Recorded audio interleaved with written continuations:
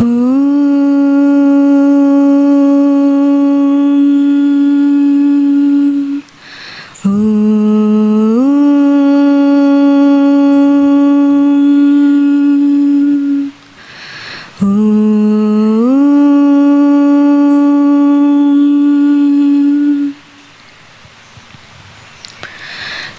రోజుల మౌన ధ్యాన తపోదీక్ష 6వ రోజు ధ్యాన సందేశం.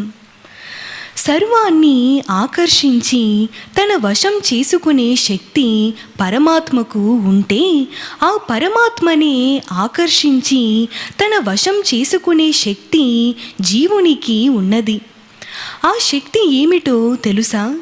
దివ్య ప్రేమ.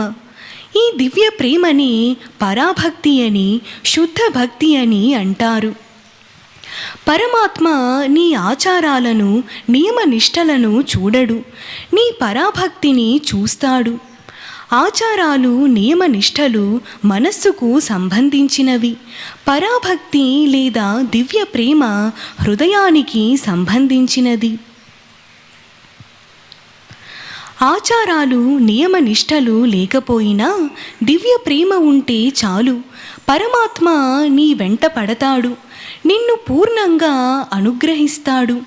కాబట్టి దివ్య ప్రేమ లేని ఆచారాలు, నియమ నిష్టలు పరమాత్మను స్పందింపజేయలేవని చక్కగా తెలుసుకొని పరాభక్తిని పెంచుకోవాలి.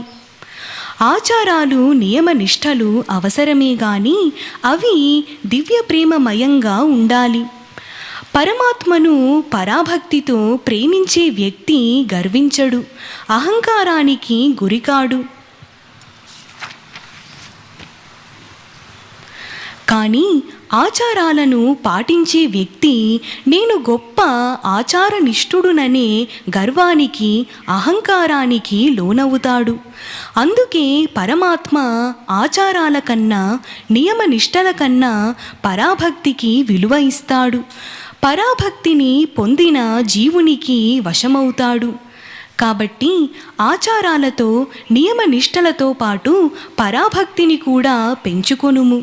పరాభక్తిని పొందిన వారే తరించారు, లోకాన్ని తరింపజేశారు. దివ్య ప్రేమను పొందిన వారే ఘనకీర్తిని పొందారు, ఆదర్శమూర్తులుగా నిలిచారు. కాబట్టి దివ్య ప్రేమను సాధించు, పరమాత్మ కటాక్షమును పొందుము.